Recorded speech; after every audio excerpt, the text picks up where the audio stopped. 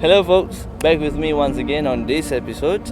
I have this Honda CB500X with me.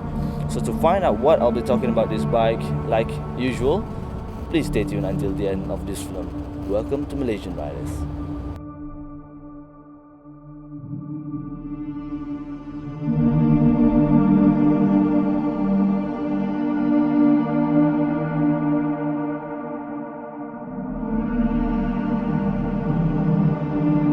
Honda CB500X. Yeah, it's not really a new bike around in the market globally, but it is quite new here in Malaysia. Honda just can't go wrong with this one. Or is it really? For quite a while, us Malaysian riders has been struggling to find that one particular bike that fits the title of a total all-rounder. It's just quite impossible. Well, maybe it's just me. Some say I'm wrong and some might think I'm just trying to be someone who I am not. But let me be honest with you.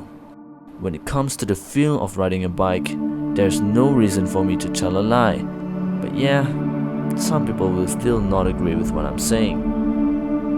Now, let's go right to the part where I talk about the bike's performance, shall we?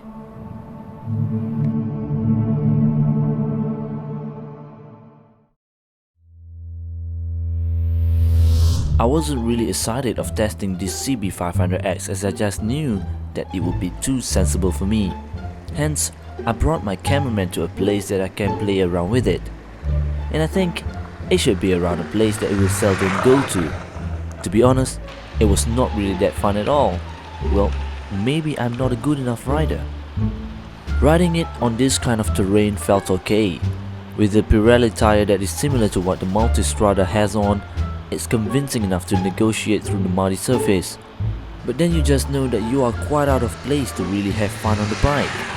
So then I tried to be a little bit corner enthusiast with it. Well, it's just really bad. If I'm trying to be even the slightest like an Isle of Man racer, then it is bad. But it was quite okay with the easiness to maneuver the bike through the twisties. It's just not likable enough. The stability is questionable, the ride is comfortable, but it affects your cornering trajectory a little. So then I decided to ride it like a normal person would.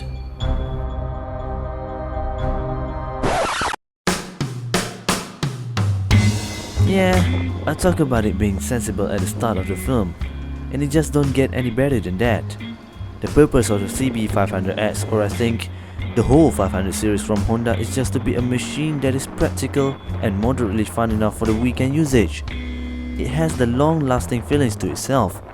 It will be durable. Well, after all, it's a Honda. The parallel twin engine is torquey, and it does give an idea of it being a city commuter more than a long-distance vehicle. And I quite like the idea of it looking like a touring bike, but it's just not one. The windscreen, for example, is too small for me.